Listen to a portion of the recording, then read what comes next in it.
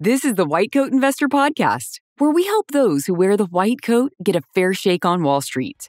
We've been helping doctors and other high-income professionals stop doing dumb things with their money since 2011.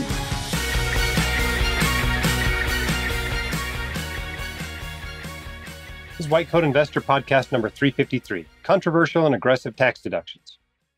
If you're finding our podcast informative and helpful, check out our website. Since 2011, we've been working hard to provide valuable personal finance and investing information through thousands of blog posts written by an array of authors. You can find information on how to manage your student loans, fix and avoid common financial mistakes, understand your retirement accounts, optimize your investments, find professional help at a fair price, get started investing in real estate, and so much more, all at no cost to you.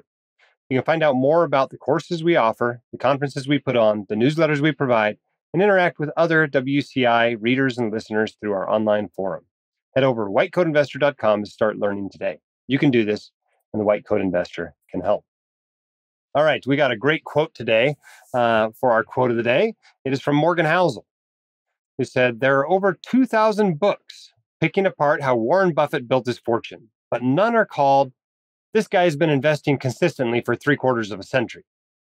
But we know that's the key to the majority of his success." I love that one because it points out what really matters in investing, which is pick a reasonable plan and stick with it. All right. Thanks for all of you out there for what you do. You get something special today for listening to the podcast. In fact, if you're listening to this in the morning, it dropped, you are finding out about a pretty cool thing that those who are actually at WCI Con today do not yet know about, which is the pre-sale for WCI Con 25. Okay, so they're not going to find out about this until this afternoon. So don't text somebody if you know they're at the conference. They're probably not listening to the podcast today, so they are not listening to this. But from now through the 12th of February, you can get WCI Con 25 at the best price we'll ever offer it. Okay. So that conference is, fairly similar to the conference we have this year. However, it's going to be in a different city. And I'm going to reveal that to you right now, even though those people at the conference are going to find out until this afternoon. We're going to San Antonio. We've been in the West. We've been in the East. Now we're going to try one in the middle. But it's a great property. It's going to be an awesome wellness conference, but also financial literacy, right? That's why it's called the Physician Wellness and Financial Literacy Conference. We mix both of them in there. It's going to be good for CME dollars. And of course, it's going to be really good for you to network and to rejuvenate and to learn more about putting your own financial plan in place. Okay, so here's what it is. Okay, here's the deal. The price, if you buy it before the 12th, is $14.99 for an in-person general admission. Okay, you can't buy virtual in the pre-sale, but you can cancel through July 31st. There is a $99 cancellation fee, but this is serious savings compared to what this course will sell for later this year. So if you've been missing out on these, or if you just want to come again, this is your chance to get it. This is as cheap as it gets, and it's really a deal at this price. I know what it takes to put on these conferences, and this is quite a good deal. So I suggest you sign up. Do it before the 12th, and you get this great price. Okay, we've got a guest on today who's been with us for quite some time. I'll introduce her in just a minute. But we're going to talk about some fun stuff. We're going to talk about saving money on taxes. You've heard about these techniques. You've heard, they're bad. You've heard they're risky. Well, we're going to talk about them and when they're risky, when they're not risky, when they're good, when they're bad, and help you decide if you want to use any of them, and if so, which ones you would qualify for and that you would want to use. We're talking about these, aggressive, controversial, little known maybe tax deductions that are out there. And I'll bet there's one of them you probably want to use. So let's get into the interview. Our guest today on the White Coat Investor Podcast is Alexis Gallati. She's an enrolled agent. She has an MBA as well as an MS in tax and is a CTP. She's the author of Advanced Tax Planning for Medical Professionals. She is the creator of the Doctor's 4-Week Guide to Smart Tax Planning, Actionable Strategies for Side Gigs and Locum Tenens to Boost Savings. And she's also been a WCI Con speaker. Alexis, welcome to the podcast. Thank you, Jim. I'm excited to be here. Okay, as you know, our goal for this podcast is to talk about a few, and it's a pretty good number actually, um, tax techniques, tax reduction techniques. I am a fairly aggressive person when it comes to deductions, when it comes to lowering tax. I view, paying taxes as something I'm more than willing to do. I'll pay everything I owe, but I don't like leaving a tip to the IRS. And when an area is gray, I like to call it in my favor. But with many of these techniques, pigs get rich and hogs get slaughtered. So today I wanted to clarify for the audience, number one, what the techniques are, just the basics on them. Number two, when you've gone too far. And so we'll discuss those because there's not always, a hard and fixed line on these. But I wanted to go over the considerations of what people ought to be thinking about if they're using any of these techniques. So for those of you out there, if you're not familiar with some of these techniques, you can check out Alexis's book. Many of these have also been discussed on either the White Coat Investor blog or in the WCI forum before. So there's more information available about all of them. If it feels like we went through one just too quickly, know that there's plenty more information out there about it. All right. First technique I wanted to talk about is land conservation easements. And you want to start by describing what that is? Yeah, sure. So land conservation easements were actually started in the 1970s, and they were really more seen as if you owned your own personal piece of land and you wanted to conserve it, which basically means you're not allowed to really do anything with it. You can't develop it, you can't put houses on it, et cetera. There's just a few minor things you can do, like farming, for example. And so what it basically does is the IRS takes a look at your land and says, okay, if you were to appraise the land, if it were to be developed, then what would that value be? And if you looked at the land, if it weren't to be developed, what would that amount be? And that tax difference is a charitable deduction. So you're basically giving up the right to use the land for anything meaningful, and this obviously will provide a tax deduction. And it can usually range from the ones that I've invested in, and so that's kind of a thing to know, is that I've invested in these myself, is that for every dollar you put in, you're getting back a certain amount in charitable deduction. So if you put $1 in, you're getting $5 back in charitable deduction. And you can go up to 50% of your adjusted gross income. And that saves you about, about 45% in tax. So it's a really, really nice deduction. The problem has been when these have started to be built up with syndications, there has been a big area of abuse, and mainly with crazy appraisals, where instead of getting like a 1 to 5 multiple, maybe you're getting a 1 to 20 multiple or a 10 multiple. And that's where, you start to kind of get into hot water. So what's great about these is that, yes, you get a kind of big bang for your buck, but there has been a lot of litigation around them. At one point, they were actually listed transactions. We can talk more about that sort of legality as well, and legislation that happened. But now for 2020, started at the end of 2022, land easements for at least syndication purposes have been limited to 2.5 multiple. And so it's really a dollar for dollar kind of reduction. You're putting $100,000 into the investment, and you're getting $100,000 off your taxes. So you're basically paying this place instead of just paying the taxes, essentially. So it's not as beneficial anymore. And for disclosure purposes, I did invest in them from 2018 until 2020, but I understood the risks involved. It's basically that it's pretty much guaranteed that you're going to be audited, and it's not you that's audited. It's the partnership that is audited. And so, but if there's any change at the partnership level, it trickles down to you as the investor.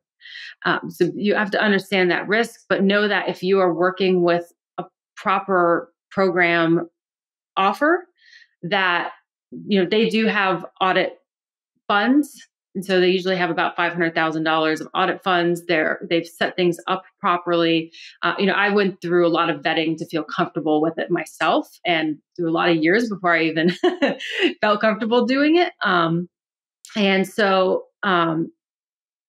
you just have to make sure that, if you are going to do it, which like I said, I don't recommend it going forward just because the cost benefit isn't there anymore, that you properly vet whoever you're going to work with, or even if they're offering anything similar. Because I've seen, and this is going a touch off topic we can maybe talk about after, but there's now, instead of doing land conservation easements, they'll have medical products that they're donating to hospitals at a reduce or at the fair market value, but they're buying it at like a wholesale rate.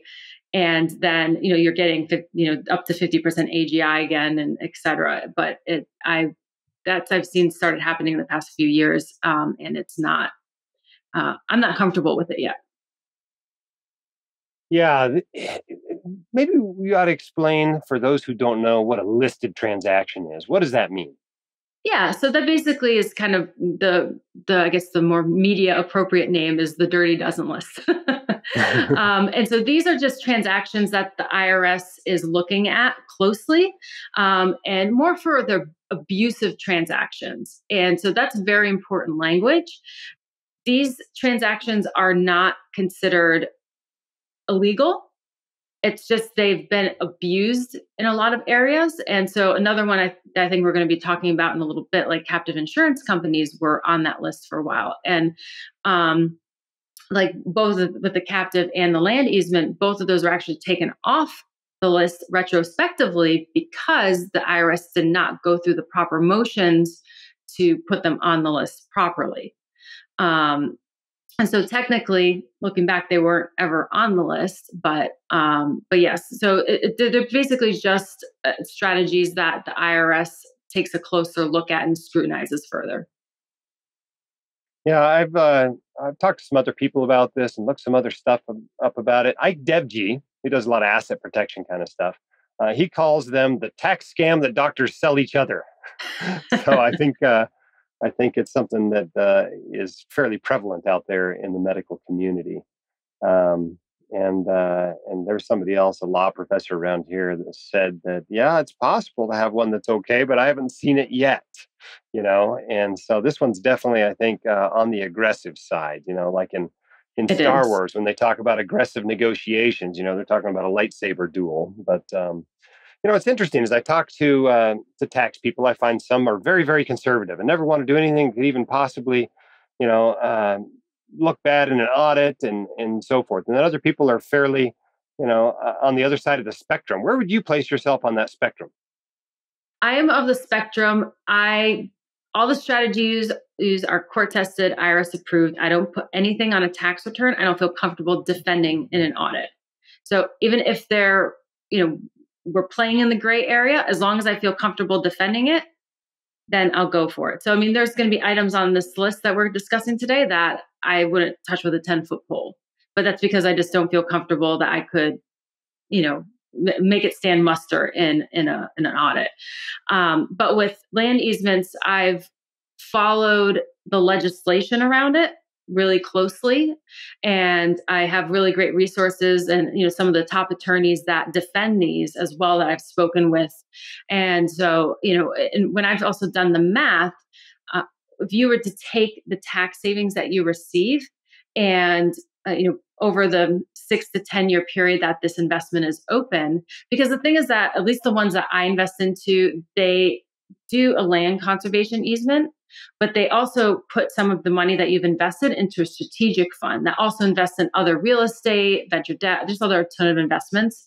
Because one of the stances that the IRS has is that you can't create a partnership for the sake of a tax deduction.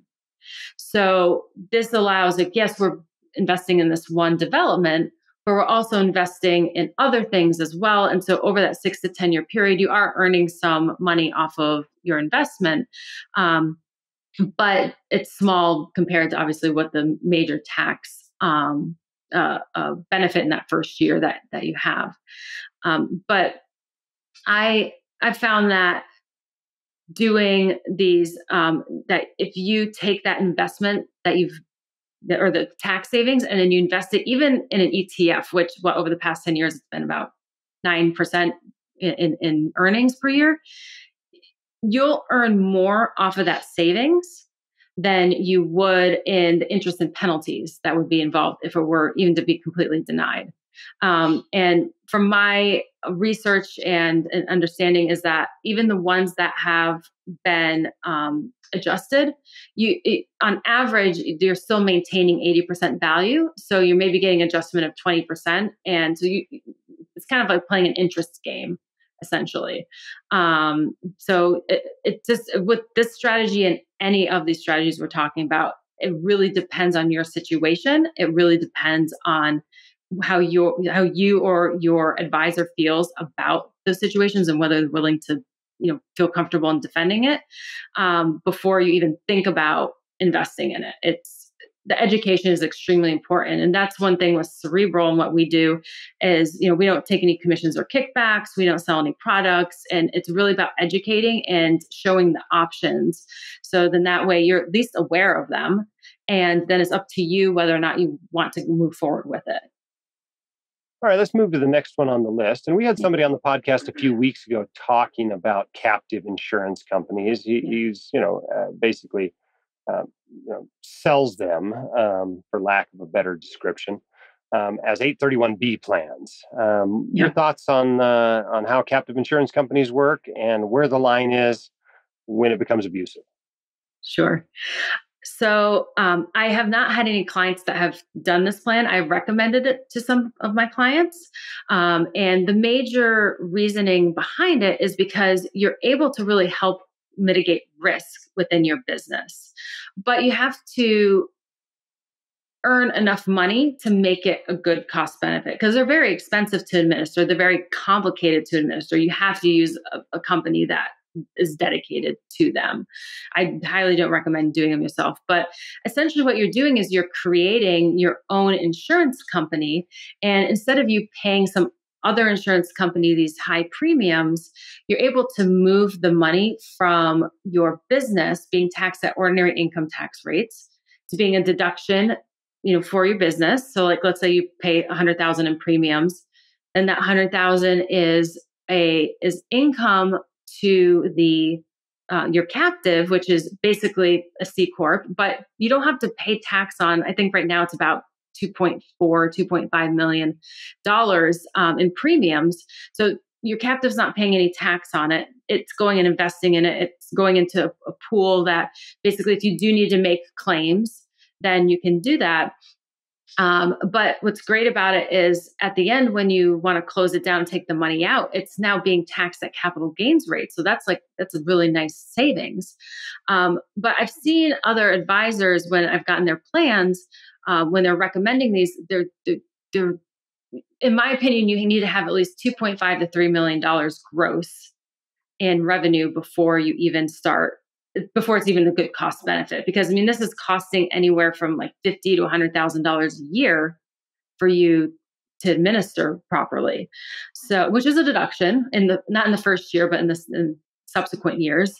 And so it's really a very specific subset of people that can do this and make it work. And you need to have a genuine risk that you're trying to mitigate, or have, replace some of your insurance that you already have. Yeah. I think it's important to point out too, as I understand it, while the money is in the C Corp, while it's in the captive insurance company, it doesn't grow tax protected like a 401k or a Correct. Roth IRA would. You're paying at corporate income taxes on earnings on that money while it's in there, correct? Correct. Yes. Yeah. So you're at that 21% at the moment. So that's nice. It's going to be lower than your rate if you had kept it in your, had taken it as a distribution or salary. But yes, there is that. And then, like I said, when you go to take it out, you're going to pay tax on it as well. Yeah. Obviously, you don't want to do this unless you have a pretty successful business going. But when do people get too aggressive with this? When if they try to do too much into the plan, like you got to make sure that the amount of premiums that you're paying are equivalent to what the premiums you would pay if you were to buy like an outside plan.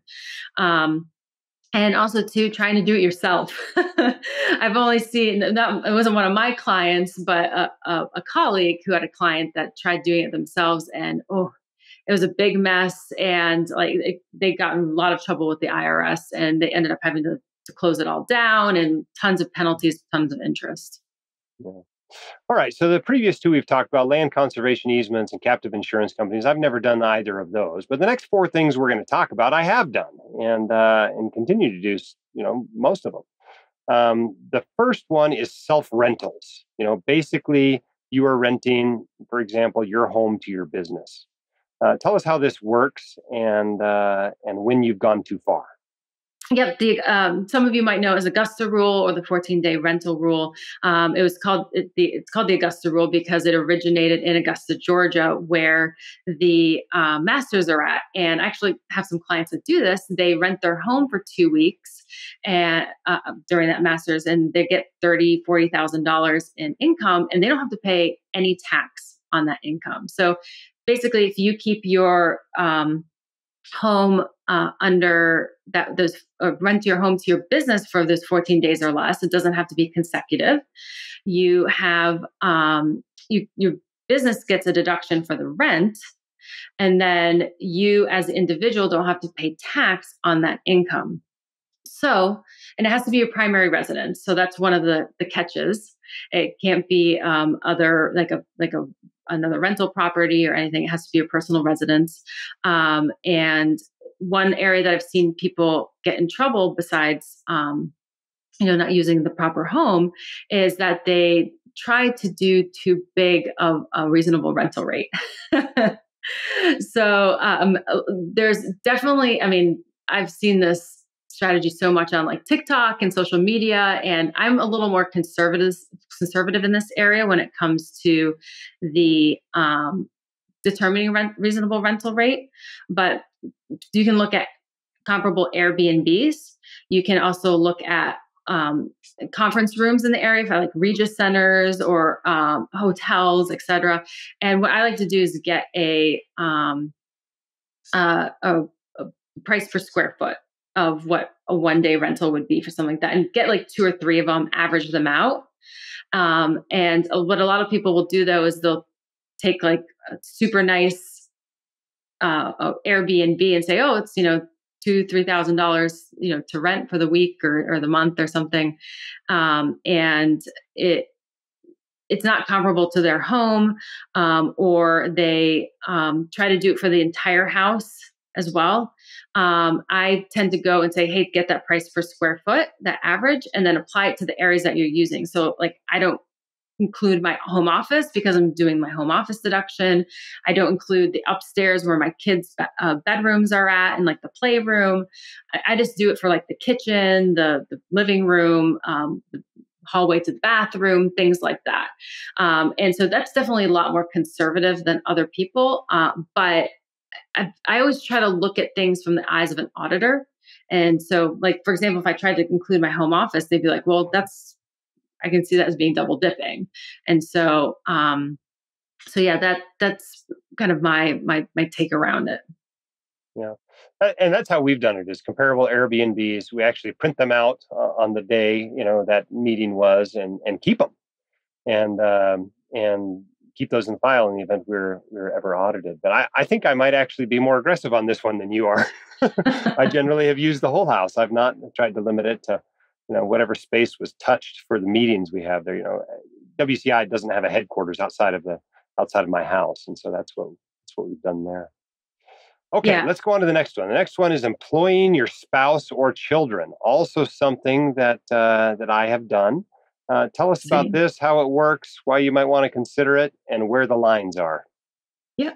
I do the same. I have 4 children. My 3 oldest are working in my business. And so I use the court tested age of 7 as the minimum age. And that's just what's, like I said, been tested. I've seen other people do much younger. I've sometimes had clients try to do like their 1-year-old or their 2-year-old. And they've gone off the what I feel is an old strategy model of, hey, my kids are models in my business. And I feel like back in the day that worked really well because, I mean, it was really difficult. Not everybody had cameras like we do now. They, if they were doing other things, then great. But most of the time now, to justify, let's say if you want to do enough to put money into the Roth IRA, like you want to pay them $6,500, and next year it's in 2024, it's $7,000. It's hard to justify an annual salary for one picture on your website of that. So it's really important when you go to hire a child that they have a legitimate job in your business. So you want to actually create a job role, responsibility card for them, and also keep track of the hours that they're working. So like for my kids, for example, they're shredding paper, they're stuffing envelopes, they're stamping envelopes, they're cleaning my office. I want to basically create enough work for them that they can earn their $6,500 or $7,000, however much the Roth IRA contribution is. So then that way I can start going and putting money towards their retirement. Where people get in trouble is they want to hire their, 7-year-old kid and pay them, $14,000 a year. And they're not doing the proper documentation and they're not making sure that their kids are on payroll. So they have to actually be on payroll. You don't want them to be 1099 because then they're going to be subject to self-employment tax on their return.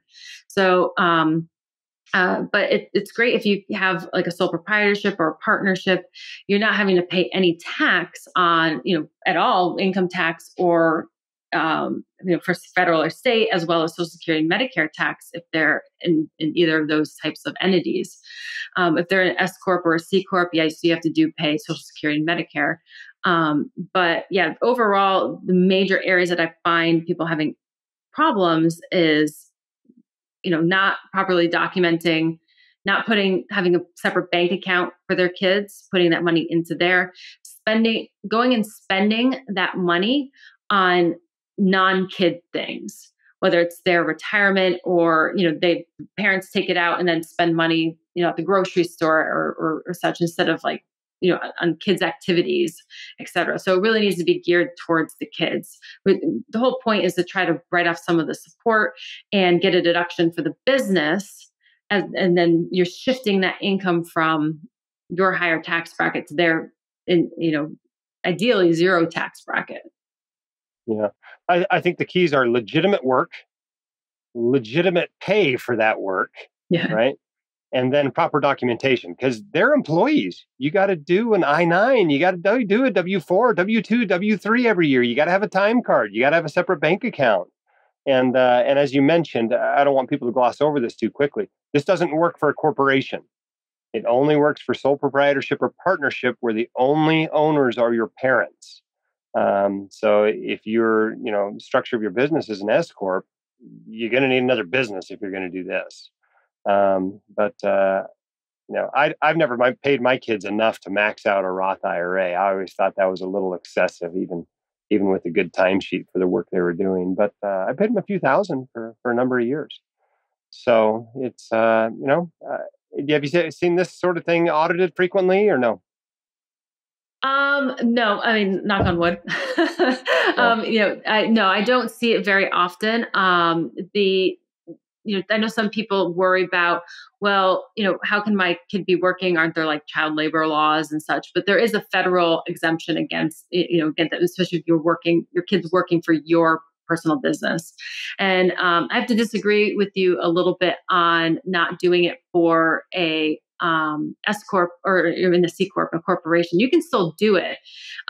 You just have to pay the Social Security and Medicare tax. Right, but a lot of the times the tax savings is still going to be more than what you're paying and, adding your kid to your payroll, as well as having the paying the payroll taxes on it. Yeah. You mentioned the IRS age of 7, and I can tell people, having done this younger than 7, you will get a letter every year. It actually comes from the Social Security folks. And the letter has about 3 questions on it. what is this person doing for your business is the main thing. What is the job? And you got to put a job description in there. I never heard back from them after sending that in, but I've had to send it in when I had kids younger than 7. So expect to hear from somebody if you got a really young kid you're using as a model or something like that. Okay, now another one I get asked a lot by docs is they're a 1099 or something, and they want to employ their spouse. I think the main goal they have most of the time is to be able to make 401k contributions for the spouse is what seems to be the goal. Can you talk about employing your spouse and where the lines are? Yeah. So that's exactly how the conversation usually goes with my clients as well. The only reason to really employ a spouse is to let them participate in retirement. And it's the same thing, though, as with the kids. They have to have a legitimate job in your business, and you have to treat them just like any other employee. There's some other benefits could be that if, you go travel somewhere for business and your spouse has the legitimate reason for coming with you, then you can go and write off their travel expenses as well. So there are some benefits to it, but you just have to make sure that the what you're paying in Social Security and Medicare isn't more than what any other tax savings would be. And I've even used this strategy for hiring parents. So if you have a parent that you're supporting, and let's say you send them $1,000 a month, and you want to write off their support, and they can have a legitimate job in your business, well, have them do some admin work for you, have them do something in the business. So that way you can write that $1,000 a month off through the business. You just have to be careful if you have older parents that might be on Social Security or have any other state benefits, that if their income increases, it might make them ineligible. So that's something you just got to work with your tax advisor on, and just look at the numbers to make sure it works out. You're not screwing your parents over. Yeah. The other thing I think people get really abusive on these is the spouse isn't doing anything. Yes. They're not actually doing any legitimate work. They're just trying to put them on payroll, Yeah. And so that's usually what I emphasize to people is, if your business has actually hired your spouse to do real work and is paying them a fair wage for that work, then you can do this. But a lot of times what that means for a stay-at-home parent married to a doc is that they're paying a whole bunch more in Social Security tax than they would otherwise. And they're still paying at that couple's marginal tax rate. So you're not saving anything on tax here usually. You're getting access to another retirement account and maybe the ability to write off some expenses. Yeah. Okay. Our next subject is going to be tax loss harvesting. And we've beaten this up ad nauseum on this podcast and on the blog for many years. The thing that I think hangs people up a lot is they read the description of what the fund or ETF that you're exchanging into is from the IRS. And the words of the IRS is not substantially identical is the phraseology that they like to use. And they say, well, shoot, switching from a Vanguard total stock market fund to a Vanguard 500 index fund has a correlation of 0.99. That's the IRS is going to look at that and call it substantially identical. But in my experience, as long as it doesn't have the same QSIP number, nobody seems to care. They view it as differently. And I feel like I could justify, just about anything because the fund I'm swapping into follows a different index or has a different number of stocks in it or whatever. What are your thoughts on tax loss harvesting and how much people should worry about that substantially identical tax loss harvesting partner?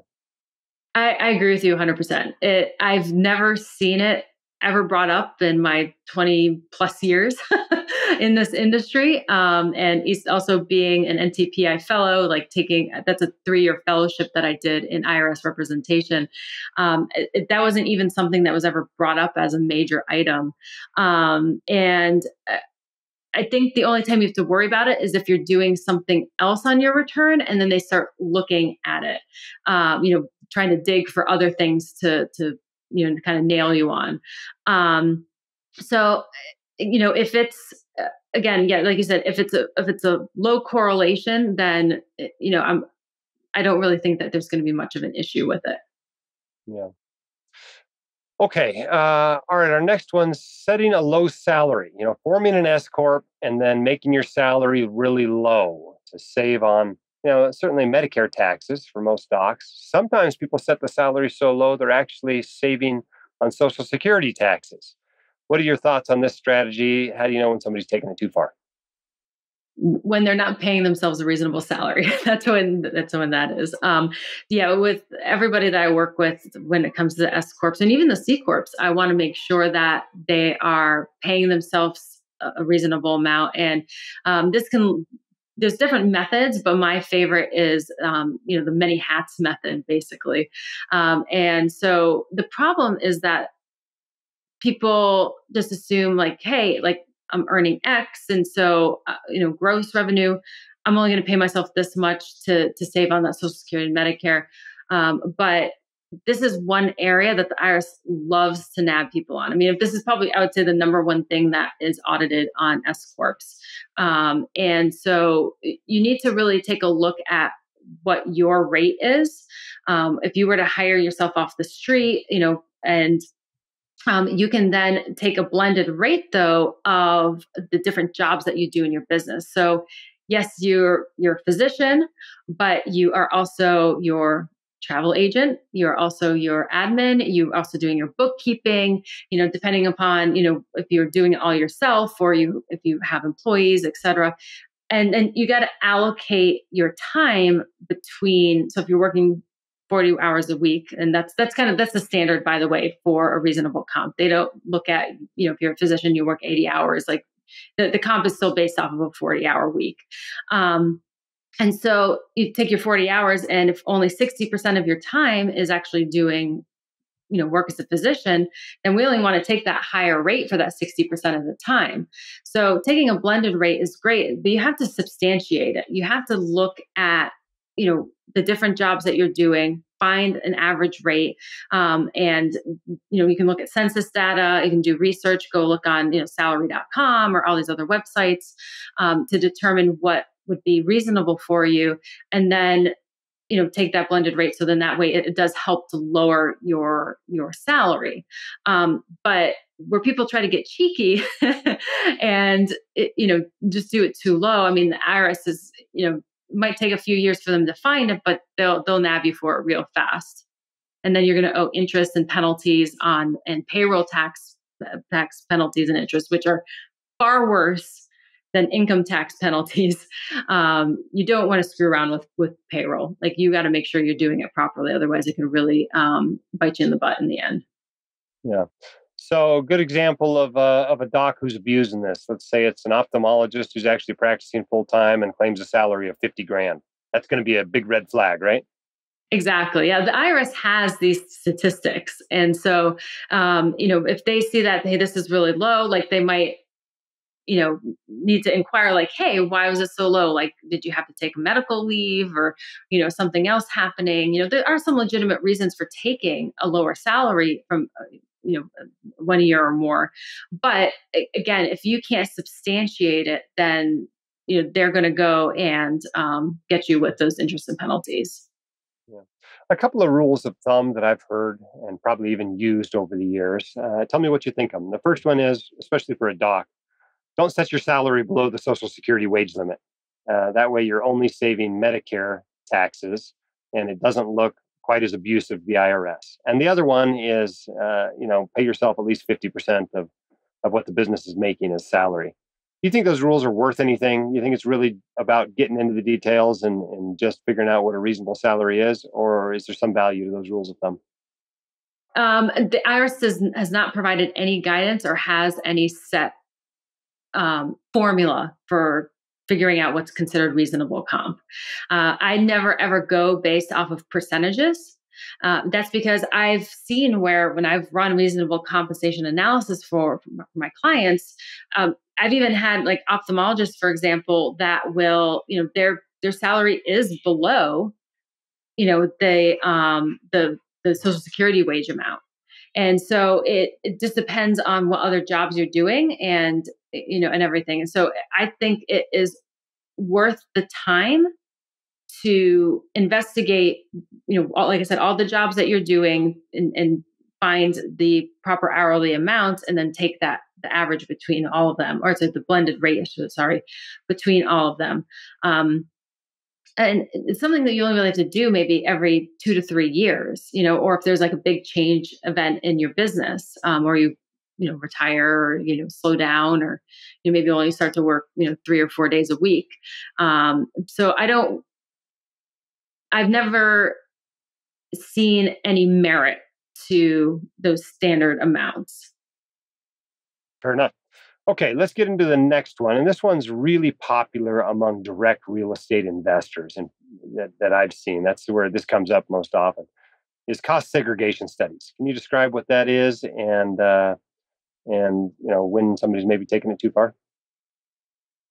So cost segregation study is basically when you want to accelerate the depreciation in a building. So what happens is, if you, let's say, have a commercial building and it's normally depreciated over 40 years. And so if you, let's say, buy $1 million building, then that $1 million is depreciated straight line. You divide it by the 40 years, and that's how much you can take each year.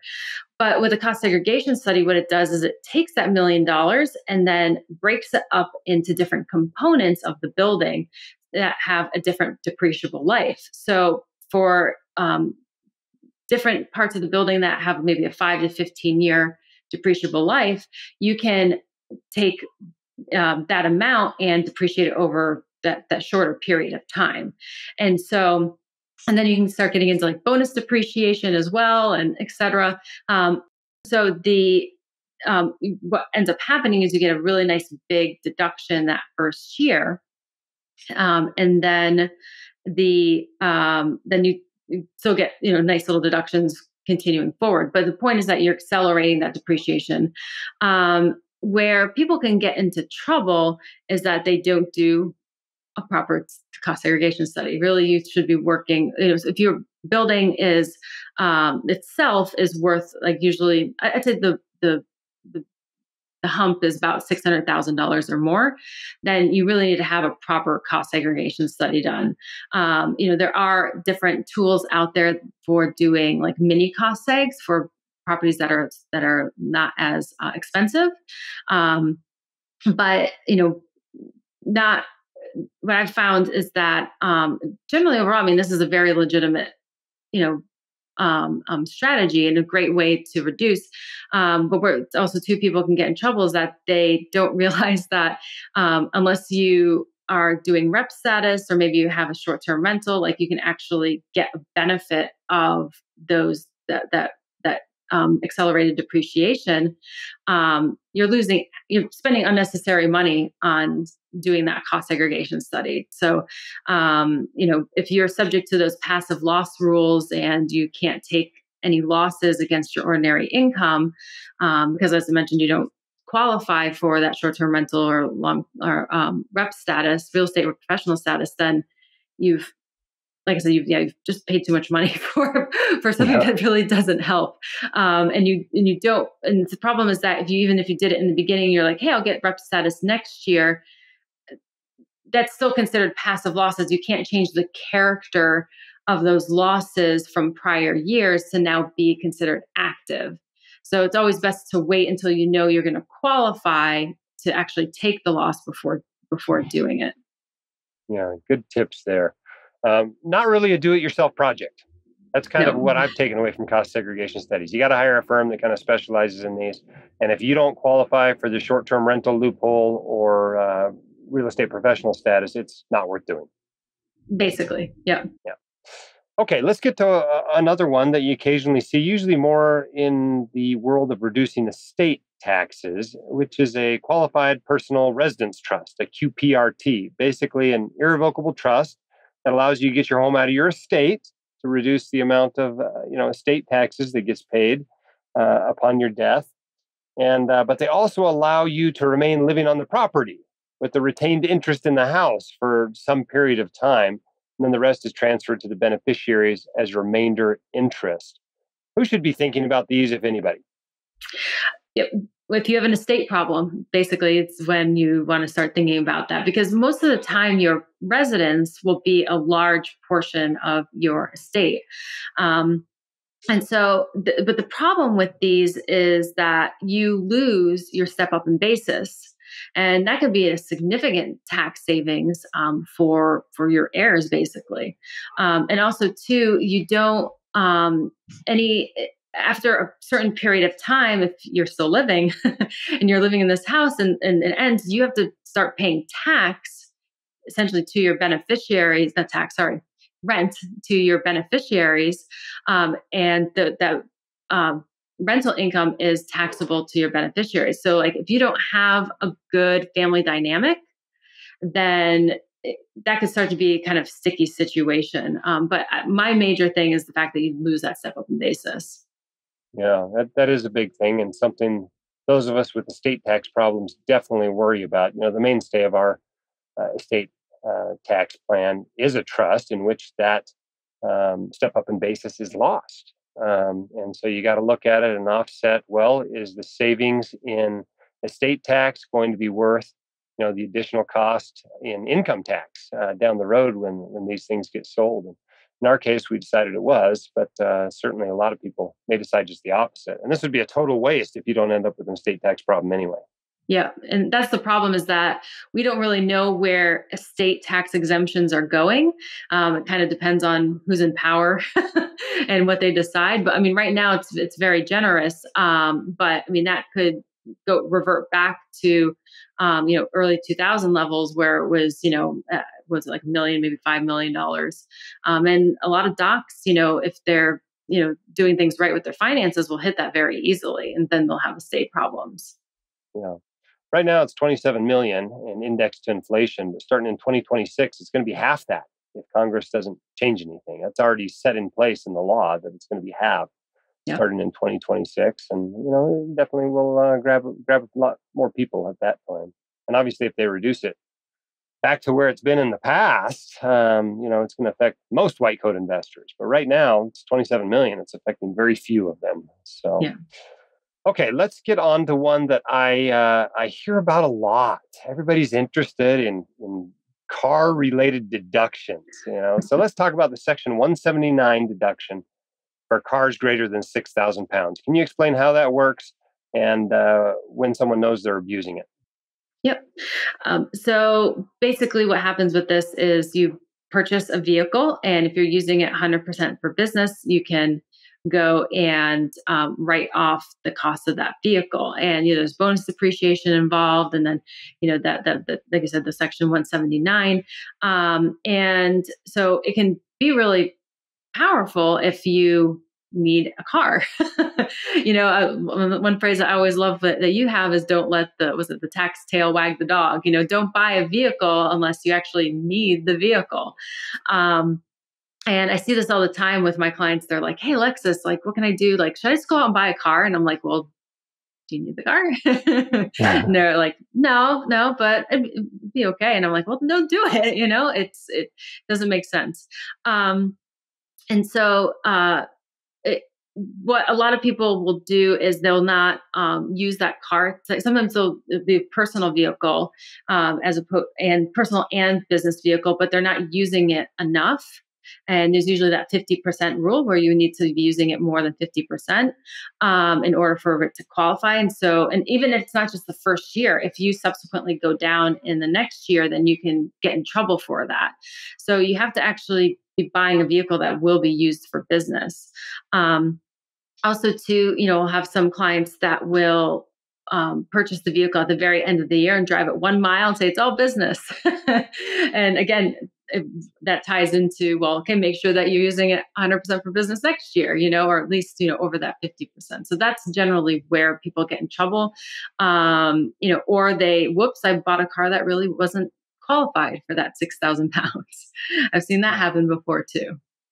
Well, why do you think there's this 6,000 pound limit? I mean, they're okay with ambulances, they're okay with big work trucks, but they're apparently not okay with you using, a Honda Civic as your business vehicle to get this deduction. Why that? Why is that? That's a good question. This one's been around for a while, and I'm not sure why they decided that. Maybe because most of the real legitimate work vehicles are going to be over 6,000 pounds. And so they're trying to make it more affordable for business owners to go out and buy like that fleet of trucks that they may need. But what ends up happening is the realtors buy Suburbans. Exactly. Yes, exactly. All right. I think the key here is to remember that this is a business deduction. You have to use the car for business at least 50% of the time. And if it's not 100%, you got to prorate it, right? Yep. Exactly. Yeah. And that can be a problem too, is people don't realize like, oh, I got to reimburse or have the, like they try to purchase the vehicle like through the business, which I don't recommend doing unless it's going to be 100% for business or, and the thing is that if you're using it for like 95% business, there is some diminish rules. Like if you use it for a little bit, oh, hey, I went to the grocery store, after work sort of thing, that's fine. But what I found that is it's easier just to purchase everything personally. For one thing, insurance rates are a lot less expensive for personal versus business. And so if you decide to purchase the vehicle, then you just want to make sure that you're doing it on the up and up.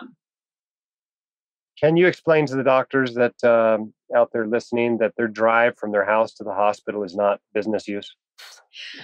Well, sometimes it can be.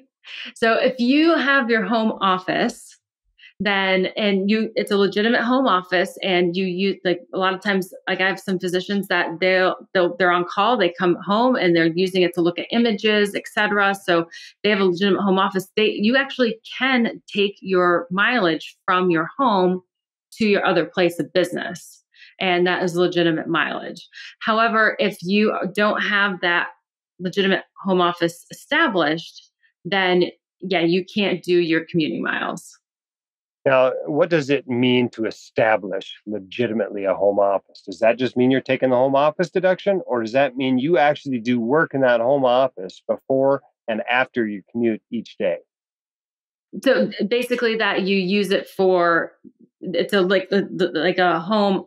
You have it set up properly as a home office. So like you're actually doing work from it. You don't have to necessarily do it like right before or right after, but you need to be using it on a consistent basis. It has to be considered ordinary and necessary to have it.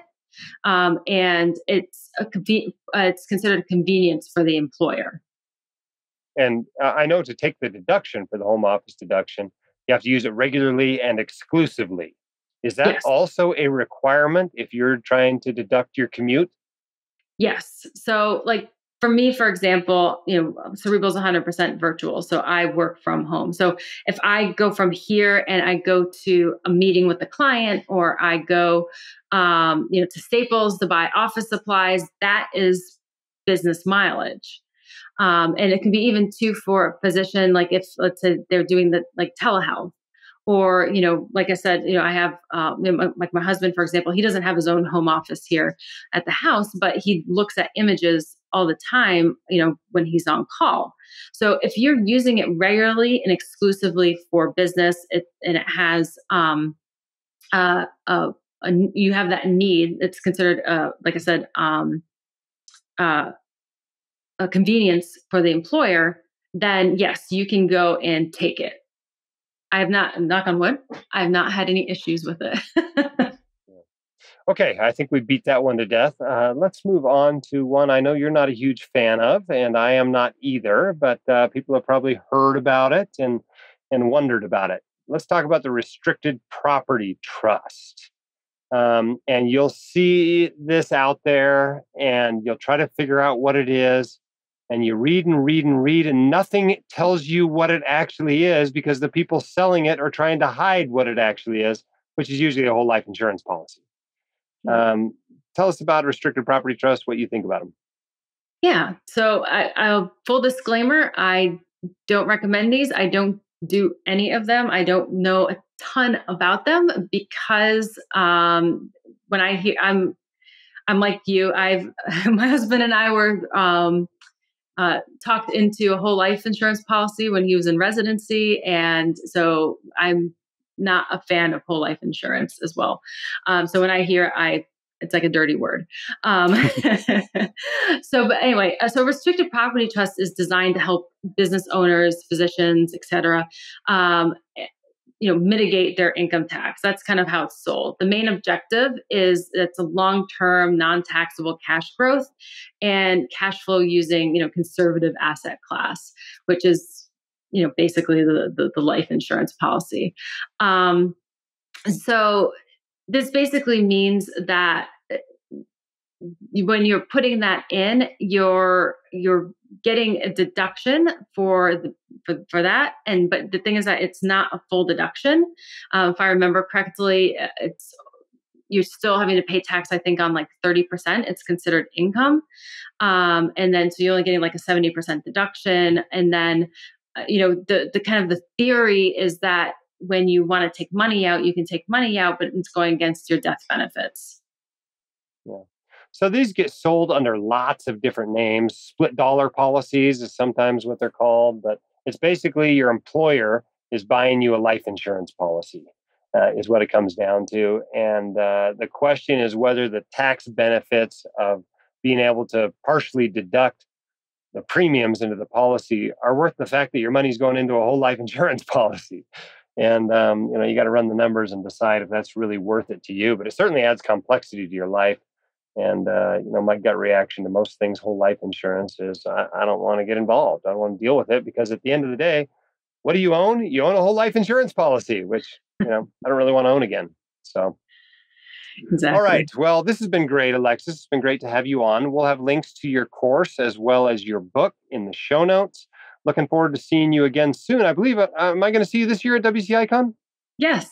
I'm going to be discussing just about different strategies that taxpayers should be doing, just the basic things, because I feel that a lot of people come to me looking for the bells and whistles. And sometimes you just got to concentrate on those basic things first so that you can maximize your savings. Yeah. I think this podcast is going to drop on the day WCI Con ends. But if you want to hear Alexis's talk, you can still buy, the virtual version. We call them continuing financial education, package them up into an online course each year, all the material from the conference. So if you want to learn more about this and about, other topics that are talked about at WCI Con, you can get that. It'll be ready in just a few weeks. And obviously, we'll make a big announcement on the podcast and the blog when that becomes available. Thank you so much for your time today and explaining some of these more intricate and aggressive, maybe, certainly more advanced and difficult to understand tax techniques that people are using out there. Thank you so much, Jim. I had a great time. Okay, I hope you enjoyed that as much as we did. We'll have a link to all of Alexis's stuff, the book, course. She's got some freebies on her website. We'll have that in the show notes so you can get to that, but it's basically Cerebral Tax Advisors /Whitecoat.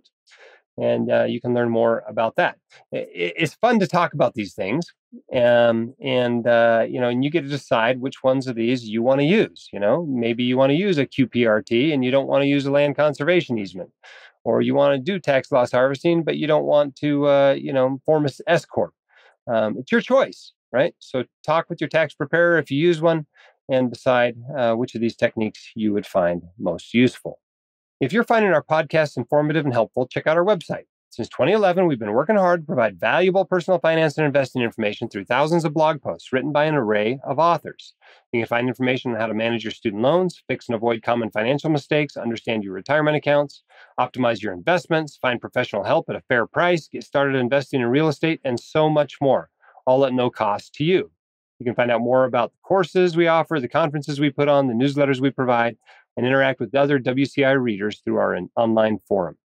Head over to whitecoatinvestor.com to start learning today. All right, don't forget, if you want to come to WCI Con next year, and you should want to come, it's going to be awesome. San Antonio, okay? The dates are February 26th through March 1st, a little later than this year, so it's about 13 months away. You can register at WCIevents.com, but this is the best price it will ever be. Of course, we're going to give you a good price. You're buying a year in advance, right? But $14.99 in-person general admission, and you can cancel through July 31st. Just a $99 cancellation fee. So if you're interested in coming, WCIevents.com. Thanks for those of you who are telling your friends about the podcast. It does help spread the word. So does leaving 5-star reviews. Our most recent one comes in from Afia Boer, I think is how you pronounce that. Just came in the month we're recording this, which is December. And This person says, Dr. Dolly's material is a must for all doctors. Becoming financially literate and subsequently financially independent is going to be very important if doctors are to ever take back control of medicine. Dr. Dolly is leading the charge with books, blog posts, and a podcast that are all very informative and entertaining. I wish I had come across his material earlier. His advice is honest, well-researched, and practical. He may not ever brag about it, but I am certain he is making a major positive impact in the medical profession by helping doctors and other healthcare professionals become financially literate. 5 stars. Thanks so much for your kind words and for that review. That's a great way to thank us. We know that most of the white coat investors are actually never buying any of our products, right? That's okay, right? If you don't want to come to the conference, you don't want to take our online courses, if you don't even want to buy the books, you want to borrow them at the library, that's okay with me. There's enough people that do buy them that it works out and we're able to make payroll and make a fair profit. But one way, if you're one of those people that have not, necessarily ever bought anything from us or even our advertisers, this is one way you can give back. A 5-star review does help spread the word. All right. Great episode. We'll see you next week. Keep your head up, shoulders back. You've got this and we can help. The hosts of The White Coat Investor are not licensed accountants, attorneys, or financial advisors. This podcast is for your entertainment and information only. It should not be considered professional or personalized financial advice. You should consult the appropriate professional for specific advice relating to your situation.